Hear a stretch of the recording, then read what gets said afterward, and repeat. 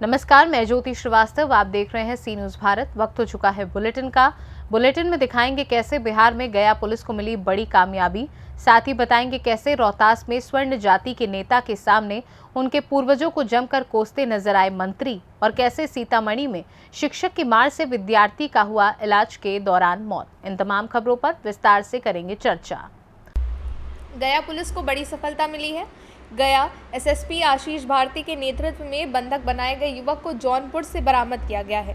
मौके पर से एक महिला और व्यक्ति को भी गिरफ्तार कर लिया गया है। हालांकि पुलिस मामले की जांच में जुटी हुई है। थाना अंतर्गत एक के रहने वाला एक व्यक्ति को के संबंध में थाना पर एक आवेदन दिया गया उनके पिताजी के द्वारा कि उनका जो पुत्र है वो बनारस जाने के लिए निकला था, लेकिन उसके बाद से वो नहीं लौटा है, लापता है, उससे कोई संपर्क नहीं हो पा रहा है। तथा उसके बाद उसी के मोबाइल नंबर से उसके द्वारा फ़ोन किया जा रहा है और ये कहा जा रहा है कि उसको कुछ लोग ज़बरदस्ती पकड़ करके रखे हुए हैं और उससे 8,40,000 रुपये की मांग की जा रही है। जैसे ही यह सूचना प्राप्त हुई, तुरंत इसमें एफआईआर दर्ज किया गया और एफआईआर दर्ज करते ही इस मामले में कागजर अनुसंधान प्रारंभ किया गया। अनुसंधान के क्रम में यह पता चला कि जो व्यक्ति है वो ईंट भट्टा पर लेबर पहुंचाने का कार्य करते थे पहले, और यह पाया गया जो तकनीकी अनुसंधान है उसके आधार पर कि इनके द्वारा पहले रांची गए थे और रांची में किसी व्यक्ति के साथ वहाँ से फिर जौनपुर के पास ये पाए गए। तो इसके बाद हम लोगों ने यूपी के जौनपुर पुलिस से भी संपर्क साधा और यहाँ से एसएचओ अत्री एवं अन्य जो पुलिस पदाधिकारी और कर्मियों की टीम को बनाते हुए जौनपुर भेजा गया और जौनपुर में मुंगराबाद शाहपुर थाना अंतर्गत मादरडीह गांव में प्रधान ईंट उद्योग से इनको रिकवर किया गया, जहां पे इनको एक रूम में बंद करके रखा गया था ज़बरदस्ती, और वहां से प्रधान ईंट उद्योग के मालिक राजेश गोस्वामी और राजेश गिरी को गिरफ्तार किया गया है। और साथ ही इस मामले में उनका सहयोग करने वाली एक महिला जिनका नाम है मधु उराव, उसको भी गिरफ्तार किया गया है। इस प्रकार से कुल 2 लोगों की गिरफ्तारी हुई है और जो अपहृत व्यक्ति हैं उनको बिना किसी फिरौती की रकम दिए हुए सकुशल उनको बरामद किया गया है। अभी तक जो जांच के क्रम में जो तथ्य आए हैं उसमें यह मामला में पाया गया है कि इसमें जो ईंट उद्योग के मालिक का कुछ पैसा इनके पास बकाया रहने की बात प्रकाश में आई है और उनके जो ईंट उद्योग के मालिक के द्वारा इसीलिए इनको ज़बरदस्ती इनको अपने पास रख करके और इनसे पैसे की मांग की जा रही है। ईंट भट्टे का मालिक जो है कहाँ का रहने वाला है? जो वहीं पे जौनपुर का रहने वाला है। तो इससे पहले भी मतलब हाँ, ये ईंट भट्टों पे लेबर जो पहुंचाने का कार्य करते थे और उसी के लिए पैसे लगे। लेवी कितना मांगा गया था? 8,40,000। बकाया कितना? बकाया तो लोग ही बताएंगे कितना था, लेकिन 8,40,000 रुपये ये क्या कहते हैं मांग की गई थी। बिहार से सी न्यूज़ संवाददाता वरुण की रिपोर्ट। जनपद प्रयागराज जिले के करछना तहसील क्षेत्र के सेमरी गांव में जमीनी विवाद को सुलझाने पहुंचे एसडीएम करछना राजेश श्रीवास्तव के साथ पुलिस टीम के साथ दोनों पक्षों को समझा बुझाकर शांत कराते जमीनी विवाद को खत्म कराया। सेमरी गांव निवासी चंदो देवी की शिकायत पर सेमरी गांव पहुंचे एसडीएम करछना राजेश श्रीवास्तव और राजस्व टीम के साथ पुलिस टीम को देखते ही दोनों पक्षों में तनाव की स्थिति बन गई, जिसके बाद एसडीएम करछना ने दोनों पक्षों को समझा बुझाकर शांत कराया और आपसी सहमति से जमीनी विवाद को खत्म कराया, जिसके बाद दोनों पक्षों की ओर से सहमति बनवाई गई। प्रयागराज से सी न्यूज़ संवाददाता मंगला प्रसाद पटेल की रिपोर्ट। बिहार की राजनीति में स्वर्ण समाज हास्य पर आ गया है। उनको अब इतना ही तेजी दी जा रही है जितने से वो अपने आप को एक राजनीतिक कार्यकर्ता समझ सके। मैं ऐसा इसलिए कह रही हूँ क्योंकि स्वर्ण समाज के नेता के सामने ही मंत्री से लेकर एक अदना से कार्यकर्ता उनके सामने ही पूर्वजों को जमकर भला बुरा सुनाते हैं, उन्हें दलितों के लिए स्वर्ण की संज्ञा देते हैं। जिसके बाद भी श्रवण समाज के नेता ये सब सुनकर मुस्कुराते रहते हैं। आखिर उनकी मजबूरी क्या है? आखिर उनके द्वारा अपने पूर्वजों के लिए कहे गए भले बुरे को कैसे सुनना पड़ सकता है? आखिर क्यों नहीं ये समझ में नहीं आता कि इस तरह के शब्दों को कहीं ना कहीं उनके पूर्वज अपमानित हो रहे हैं। आज सासाराम में आयोजित कार्यक्रम के दौरान जिस तरह से भवन निर्माण मंत्री अशोक चौधरी के द्वारा स्वर्ण समाज के पूर्वजों को भला बुरा करने का कार्य किया गया और जिस तरह से मंच पर बैठे आलोक सिंह ये सब सुनकर मुस्कुरा रहे थे, उसके बाद प्रश्न ये उठना शुरू हो चुका है कि आखिर उनकी मजबूरी क्या थी, जिस मजबूरी के कारण आलोक सिंह मंच पर बैठकर मंत्री के द्वारा अपने पूर्वजों के प्रति कहे जाने वाले भले बुरे शब्दों को सुन रहे हैं। अगर मंत्री के द्वारा इस तरह से भला बुरा कहा जा रहा है तो फिर उनके स्तर से क्या, और वहां पर बैठकर ये सुनने के लिए अपने आप को मजबूर के तौर पर दिखाया जा रहा है। जिस तरह से अभी बिहार की राजनीति में समाज को भला बुरा करने की आदत बढ़ती जा रही है, वो आने वाले दिनों में काफ़ी भयंकर रूप लेने वाली है और जानकर भी स्वर्ण समाज के लोग अपने आप को राजनीति में गौरवान्वित महसूस नहीं कर सकते। अपने नेता के बारे में कुछ बात कहने,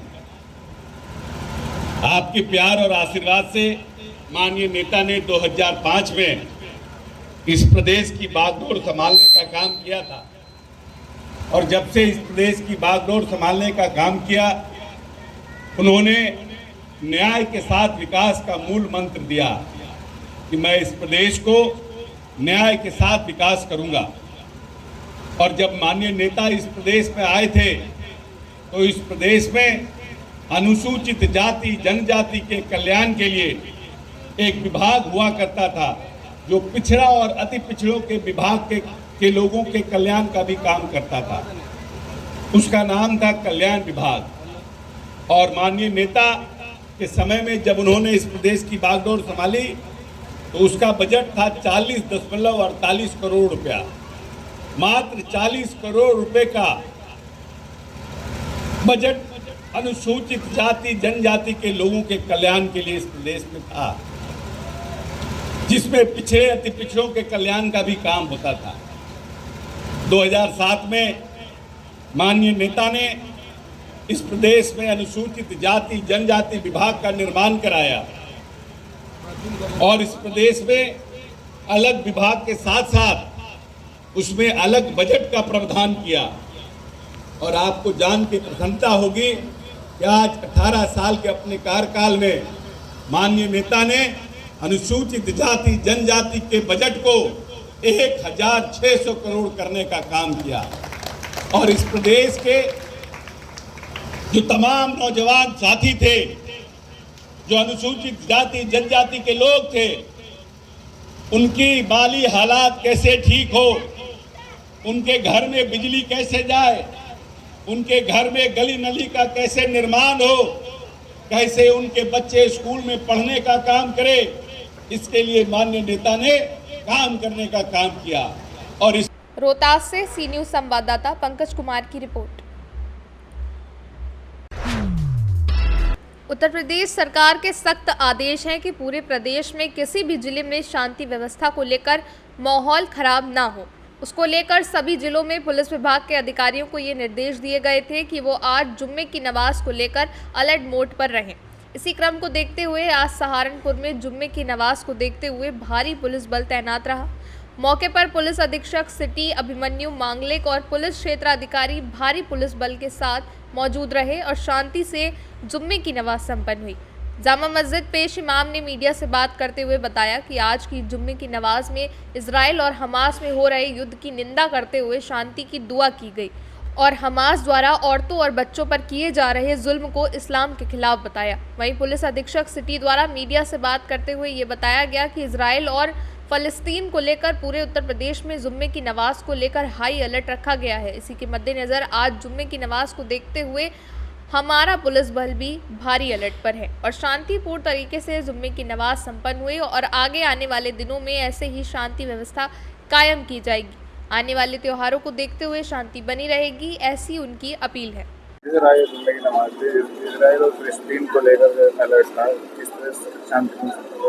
जी हाँ, जो इजराइल में चल रहा है उसको लेकर पूरे ही उत्तर प्रदेश में एक अलर्ट था फ्राइडे प्रेयर को लेकर, तो उसी के मद्देनजर रखते हुए हमारी भारी पुलिस फोर्स के साथ हम यहाँ पे जामा मस्जिद के बाहर थे और यहाँ पे अभी नमाज सकुशल संपन्न हो गई है और सब लोग डिस्पर्स भी हो गए हैं।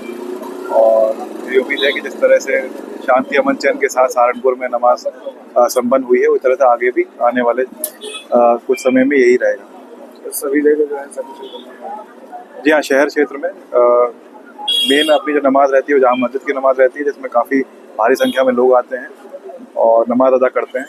ये सकुशल संपन्न रही है। कुछ छोटी मोटी नमाज अभी बची हैं जो कि धीरे धीरे संपन्न करा दी जाएगी। सर, इस तरह को लेकर किसी लोगों से क्या अपील करना चाहेंगे जो चल रहा है वहाँ पर? जी, लोगों से यही अपील है कि शांति बनाए रखें। सब जो इजराइल और पैलेस्टाइन के बीच में चल रहा है, सब लोग अपनी अपनी दुआ दे रहे हैं। और जो मेरा मानना है कि विद टाइम जो इंटरनेशनल इवेंट्स हैं वो धीरे धीरे शांति की तरफ बढ़ेंगे और वापस से अमन चैन कायम हो जाएगा। सहारनपुर से सी न्यूज़ संवाददाता सुरेंद्र सिंह की रिपोर्ट। बोखड़ा प्रखंड क्षेत्र के बोखड़ा गांव अंतर्गत हरिजन मध्य विद्यालय में 8वीं के एक छात्र की मौत होने से प्रखंड क्षेत्र में दहशत फैल गई। दरअसल मामला ये है कि उक्त गांव के छात्र की मौत इलाज के दौरान हो गई। उक्त मौत के मामले में मृतक बच्चे के माता पिता और अन्य परिजनों द्वारा ये बताया गया कि मेरा पुत्र ऋषभ कुमार उर्फ विशाल कक्षा 8वीं का छात्र था। वो विद्यालय में रोज पढ़ने जाया करता था। इसी बीच बीते गुरुवार को टिफिन के वक्त उसके पेट में दर्द होने लगा, जिसके कारण मृतक बच्चा ने शिक्षक को कहा कि हमें घर जाने दीजिए, लेकिन शिक्षक के द्वारा घर नहीं जाने दिया गया और 1-2 थप्पड़ मारकर धूप में मुर्गा बना दिया गया। जिसके बाद मृतक बच्चा घर जाने के दौरान उसके परिजनों के द्वारा इलाज के लिए गांव के ही किसी डॉक्टर से मिलकर इलाज कराया, जिसके बाद वहां के डॉक्टर ने उसे पुपरी रेफर कर दिया। पुनः पुपरी के डॉक्टर ने उसे अच्छी इलाज के लिए मुजफ्फरपुर निजी क्लिनिक में इलाज करवाया, जहां उसकी मृत्यु हो गई। इस संबंध में वहां मौजूद सहायक शिक्षक मोहम्मद इफ्तेरकर अहमद ने बताया कि इस तरह से कोई बात नहीं है, बच्चे को यहां नहीं मारा पीटा गया था। मौत की खबर सुनते ही वहां के ग्रामीणों ने उग्र रूप धारण कर लिया और शिक्षक के ऊपर कार्रवाई की मांग करने लगे, जिसे बोखरा थाना के थाना प्रभारी मंजर अहमद खान ने अपने दल बल के साथ घटनास्थल पर पहुंचकर उग्र लोगों को शांत कराया और कहा कि जो भी कानूनी कार्रवाई होगी वो करी जाएगी और शव को पोस्टमार्टम के लिए सदर अस्पताल सीतामढ़ी भेज दिया गया। वहीं खबर लिखे जाने तक मृतक के परिवार वालों ने थाने में किसी भी प्रकार का आवेदन नहीं दिया था। छुट्टी दे तो हम जाए तो ना देगा तो बच्चा के मारने लगा, मार के कहता मुर्गा बनाया, मुर्गा बना करके ईटा धरा ऊपर से थोड़ा लेट हो जाता है तो मुर्गा बना करके उसके बाद ईटा रखा गया, ईटा रखने के बाद क्या हुआ नहीं हुआ, उसके बाद एडमिट किया गया। वो दोनों बाहर निकला तो सर जी उसको 2-4 चमेटा मारा, तब कल को चलो मेरे साथ चलो। कौन सर जी मारे थे? वो था छत्तीस सर। अच्छा, छत्तीस सर था ना, तो ले गया उस ठाम और मुर्गा बनाया और जहाँ उठता था तो मारता था, जहाँ उठता था। कितना देर मुर्गा बनाए हुए थे? आधा घंटा 1 घंटा कम के द्वारा बच्चा को मारा गया था, इसके बाद मुर्गा बनाया गया था। नहीं, इस संदर्भ में क्या कहना है आपका? नहीं, ऐसा कुछ भी नहीं हुआ। यहाँ पर प्रखंड के जो लोग आए थे, प्रखंड स्तर के वो सब विद्यालय में जो 2-2:30 बजे तक मौजूद है, इस किस्म का सब कुछ भी नहीं हुआ है यहाँ पर जो है। और जिन लोगों का नाम कटा है, मतलब कि सरकार द्वारा जो अभी इसमें परीक्षा में अर्धवार्षिक परीक्षा में जो लोग शामिल नहीं हुए थे, छात्र उनका नाम हटाया गया। इस वजह से कुछ छात्र जो है हम लोगों के खिलाफ बोल रहे हैं, ये अलग बात है। लेकिन यहाँ पर विद्यालय में ऐसा कुछ भी नहीं, किसी शिक्षक एक बच्चे हैं सर जो। सीतामढ़ी से सी न्यूज़ संवाददाता रवि कुमार की रिपोर्ट। फिलहाल के लिए बुलेटिन में बस इतना ही। देश दुनिया की तमाम खबरों को जानने के लिए आप देखते रहिए सी न्यूज़ भारत।